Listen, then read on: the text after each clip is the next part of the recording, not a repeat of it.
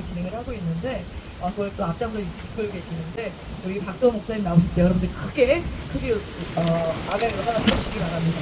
감사합니다. 박도 목사님 나오실 큰 박수로 환영해 주시기 바랍니다. 할렐루야. 할렐루야.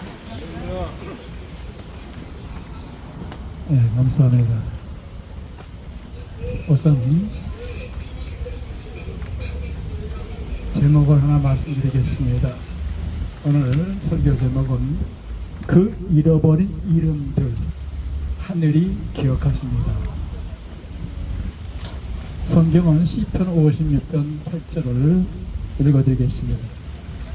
나의 유리함을 주께서 계수하셨사오니 나의 눈물을 주의 병에 담으소서. 이것이 주의 책에 기록되지 아니하였나이까. 아멘. 사랑하는 성도와 또 유가족 여러분, 오늘 우리는 이 나라의 자유를 위해 싸우다 쓰러져가 이름 없는 이들의 피 위에 서 있습니다. 그리고 그들을 묻고 남겨진 분들, 또 유족 여러분, 여러분들의 고통은 역사책에는 적히지 않았을지라도 하나님의 병에는 눈물로 기록이 되어 있습니다. 현책에는 단지 조국을 위한 죽음을 기리는 날이 아닙니다. 그보다 더 깊은 의미는 하나님 앞에서 기억되는 날입니다. 그들은 누구였는가? 왜 떠나야 했는가? 그들의 인생은 지금 어디로 가고 있는가? 이 질문을 우리는 하늘의 시선으로 다시 물어야 할 때입니다. 첫째, 세상은 잃어도 하나님은 기억하십니다. 오늘 이 시간 우리는 이렇게 말할 수 있습니다. 사람들은 잊었을지 몰라도 하나님은 기억하십니다. 어느 한 병사가 입대하던 날 어머니의 손을 뿌리치고 돌아서서 말했습니다. 어머니, 울지 마세요. 다치지 말고 또 건강하게 금방 돌아올게요. 그러나 그 병사를 끝내 돌아오지 않았습니다. 세상은 그 이름조차 불러주지 않습니다. 그러나 하나님은 그의 마지막 한숨까지 기억하고 계십니다. 그 어머니의 침묵, 그 아내의 통곡, 그 자녀의 묻지 못한 질문, 하나님은 그것들을 결코 잊지 않으십니다. 시편 기자는 고백을 합니다. 주께서 내 눈물을 주의 병에 담으소서. 그것이 주의 책에 기록되어 있나이다. 우리들의 눈물이 하나님 책에 기록된다는 거 꼭 잊지 마시기 바랍니다. 이 땅에서 흘린 피와 눈물은 영원한 하늘의 기록으로 남아있는 것입니다. 요적의 비유는 사람들이 아니라 소명을 받은 자들의 몫입니다. 세상은 유족을 이렇게 말합니다. 운이 안 좋은 사람, 비극의 사람이라고 말합니다. 그러나 하나님의 눈에는 그렇게 보이지 않습니다. 시대의 죄인들인 것입니다. 하나님은 그분들을 통해 이 시대에 말씀하고 계신 겁니다. 너희는 기억하라. 너희는 이 희생 후에 어떤 나라를 세우고 있느냐? 너희는 이 희생 후에 어떤 교회를 세우고 있느냐? 묻고 계십니다. 유족 여러분, 여러분들의 상처는 그냥 상처가 아닙니다. 그것은 하늘의 질문이고 또한 이 땅에 내린 경고입니다. 그 눈물이 흘려야 할 곳은 단지 묘비가 아니라 이 민족의 양심이고 교회의 강단이고 다음 세대의 가슴인 것입니다. 기억은 단지 추모가 아니라 결단인 것입니다. 현충일이 국가의식으로 끝난다면 그 희생은 점점 행사로만 남게 될 겁니다. 지금 그렇게 되고 있습니다. 그러나 교회는 다릅니다. 우리는 기억 속에서 소명을 찾아야 합니다. 오늘을 사는 우리가, 내일의 세대에 준비할 우리가, 복음으로 이 민족을 살려야 할 우리가 그 피후에 다시 서야 합니다. 우리는 더 이상 기억합시다 에서 멈추지 말고 이어갑시다로 나아가야 합니다. 해보세요. 이어갑시다. 이어갑시다. 하나님께서 그들을 데려가신 것은 그냥 데려간 것이 아닙니다. 우리에게 맡기신 겁니다. 저는 이 문제로 지금 주님께 3일째 싸우다가 나왔습니다. 왜 싸웠냐? 저는 이번 애국운동에 저의 사고 생명을 바쳤습니다. 그리고 내 어깨를 바쳤습니다. 하나님께서 이 일을 쓰시고자 멀쩡한 우리 산모를 죽음에서 2번이나 살려놓고는 잘 회복되는 사고를 오늘 갑자기 하루만, 아니 5분 만에 데려가 버렸어요. 전혀 준비 안 되는. 저는 답을 찾을 수가 없었어요. 하나님께 묻고물도 답이 없어요. 그러다가 작년 10월 3일날 계엄령이 터졌는데 저는 5일날 15일날 의사 진단 받고 그 주간에 수술 받아야 했습니다. 어깨 수술을 받기로 계획이 돼 있었어요. 어깨 힘줄이 끊어져 갖고 도저히 살 수가 없는 상황이었어요. 그런데 3일날 계엄령 터지고 5일날부터 이 성명서 써내려 보니까 수술 받고 성명서를 쓸 수가 없어요. 그래서 의사한테 부탁을 해갖고 처방전 좀 달라고 했더니 이거 의사가 하는 말이 처방전 갖고 진통 잡고 못 견디는 병입니다. 너무너무 아픈 병입니다. 못 견디다 그러더라고요.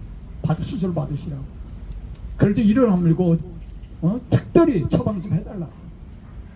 그 처방을 약을 먹으면서 성명서를 써내려갔습니다. 밤에는 약도 안 들어요. 잠자리에서 뒹굴뒹굴 울면서 부르다시피 했어요. 그러면서 3월 1일까지 버티다가 3일 기념행사 때 보니까 청년들이 많이 나왔어요. 그래서 청년들의 맡기고 난 들어가서 수술 받았다고 들어가서 수술 받았습니다. 3월 10일날 병원에서 수술 받고 있는데도 또 이 상황이 여의치 않아서 우리 조 대표는 대통을 시키고 헌재 앞에서 기자회견도 하고 국회 헌재회견도, 그래도 또 거기서 또 성명서 써서 보내버렸어요. 이렇게까지 하나님 일을 했는데 문제는 뭐냐? 하나님의 어느 날 그래요. 작년 12월 20일 날 모든 한국교회 언론들을 모여갖고 그날 금식 기도를 했습니다. 그리고 오전 중에 안산에서 포럼에 있었고 말씀을 전하러 가는데 하나님이 그러시는 거예요. 이래서 네 사모 데려갔다는 거예요. 하나님이 낯서시고자 들어갔다는 거예요. 사모가 있으니까 방해가 되니까, 내가 사모 간병을 해야 되니까 방해가 되니까 일어날 수가 없어요. 데려갔다는 거예요. 희생양이 된 거예요. 저는 울면서 가갖고 울면서 포럼하면서 준비한 말씀도 못 전했어요. 강의도 다 못했어요. 그리고 그날 종로 뭐가 있었다, 행사 가갖고 그날 석정영 변호사를 만나게 됐어요. 그러면서 또 하나님을 계속 해온 거예요. 그런데 탄핵이 되고 나니까 실망이 오는 거예요. 하나님, 때가 있으나 마나 없으나 마나 어차피 탄핵될 바에는 왜 나를 써먹는다고 내 삶을 데려갔냐고 하나님하고 또 한바탕 했습니다. 근데 하나님이 아직 끝난 게 아니래요.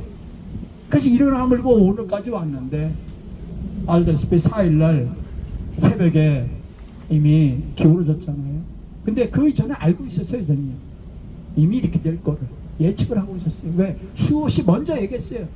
이 상태 갖고는 절대 못 이긴다. 이 선거 갖고 절대 못 이긴다. 이 선거법 가고서 때문에 수없이 얘기했어요. 그리고 이길 수 있는 방법 딱 하나 있다. 뭐냐? 하나님 앞에 무릎 꿇는 거. 하나님 앞에 회개하는 것이다. 한국교회가 하나님 앞에 우상숭배 회개하고 돌아오면 이긴다 그랬어요. 우리나라 내노란 대표들이요, 고개는 끄덕끄덕하면서도 남의 이야기예요. 자기들 얘기가 아니에요. 그래서 그때 깨달았어요. 아, 그게 끝났고. 그래도 우리 하나님의 사모 들어갈 때는 거저 들어가지 않았겠지. 한 가지 희망을 가지고 6월 3일을 선거를 치렀어요. 그런데 4일날 딱 넘어가면서 역시나가 역시나 돼버렸어요. 저는 그때부터 하나님하고 도대체 답이 안 나오는 거예요. 하나님 왜 이랬습니까? 어차피 내가 있든 없든 똑같은데 왜 이랬습니까? 오늘까지 아침까지도 그거 갖고 실명했어요. 하나님하고 너무 속상했어요. 말씀을 이거 준비하면서 오늘 한철 설교 준비하면서 응답을 받았어요. 뭐라고 응답하시냐? 아까 하나님께서 그들 데려간 것은 우리에게 맡기신 것이라고 했죠. 마지막으로 여러분에게 한번 묻고 싶습니다. 그들은 하나님께 버림받아서 죽은 것일까요? 어떻게 생각하십니까? 세상에선 그렇게 생각하는 분도 많아요. 아니죠. 그들은 하나님께서 하나님의 때, 하나님의 뜻에 따라서 부름받은 겁니다. 이거를 우리가 잊지 말아야 합니다. 하지만 하나님은 그들의 죽음을 죽음으로 끝낸 게 아니에요. 이게 제가 오늘 받은 응답입니다. 그럼 뭐라고 하셨냐? 하나님이 말씀하십니다. 구약의 선지자들과 세례 요한이 죽었어요. 그냥 죽었을까요? 뭘 남겼죠 그들이? 뭘 하고 갔죠? 예수님의 오실 길을 예비하고 갔어요. 예수님이 오실 길을 미리 다 닦고 났어요. 예수님 오셔서 돌아가셨어요. 죽었어요. 그냥 죽었습니까? 예수님 죽어서 인류의 구원을 남겨놨어요. 예수 이름으로 우리가 제사함을 받게 됐어요. 후에 사도들이, 제자들이, 초대교회 성도들 수많은 피를 흘렸어요. 그냥 죽었습니까 그들이? 원형경기 차서 촛불을 해갖고 타서 죽고, 동물의 짐승의 밥이 죽고, 토불에 잘려 죽고, 온갖 고철당하면서 죽었어요. 그렇게 죽었는데 그들이 남긴 건 뭐가 있죠? 그들의 피가 이 땅 위에 복음의 씨앗이 된 겁니다. 우리 한국에도 많은 순교자가 나왔어요. 그들의 피가 헛됐을까요? 그들의 피가 헛되지 않기 때문에 저와 오늘 여러분이 있는 겁니다. 하나님이 이렇게 말씀하시니까 제가 할 말이 없어요. 근데 몰라요. 이제 답은 뭔지 저도 몰라요. 분명히 하나님의 그 죽음을 헛되이 하지는 않을 텐데. 저는 원래 내일 모레 토요일날 10시 비행기로 미국의 시카고에 가기로 되어 있었어요.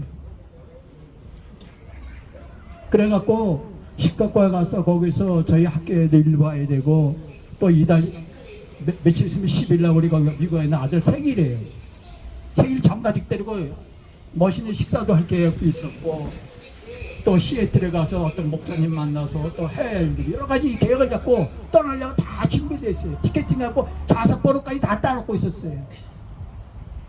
10일 비인가 그래요. 그것도 비즈니스석으로. 근데 어제 아침부터 전화가 오기 시작하는데 나보고 못 떠나게 하는 거예요.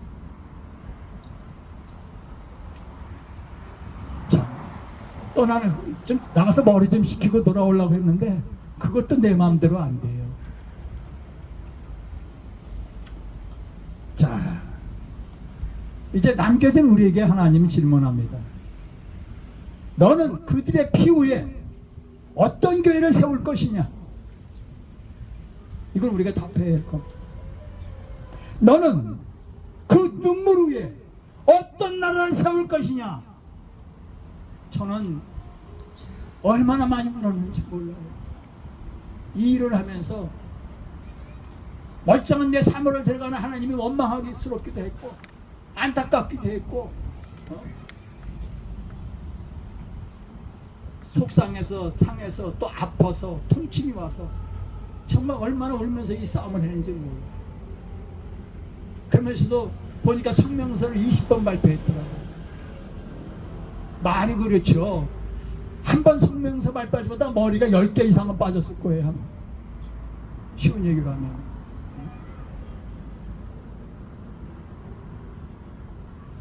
그 다음에 너는 그 유족들 외침 후에 어떤 믿음을 전할 것이냐. 이 세 가지 질문을 하시는 거예요. 저는 유족이 두 개가 됐어요. 하나는 저는 유공자 유족이니까 유족 맞죠. 또 하나는 하나님 앞에 내 사모를 생명을 바쳤으니까 그죠? 이걸 또 하나의 유족이에요. 하나님 편에는 세상에는 아닐지라도.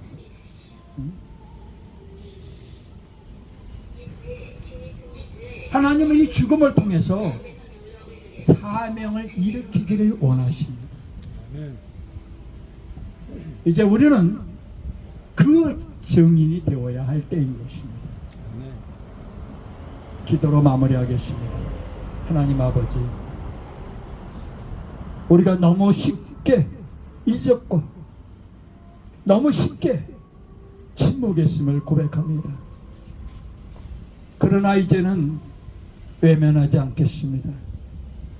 우리는 기억하겠습니다. 우리는 계승하겠습니다. 그리고 싸우겠습니다.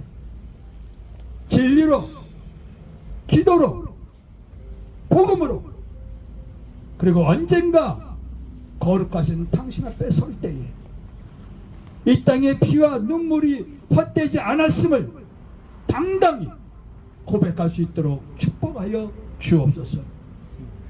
우리 주 예수님의 거룩하신 이름 받들어 간절히 기도하옵나이다. 아멘.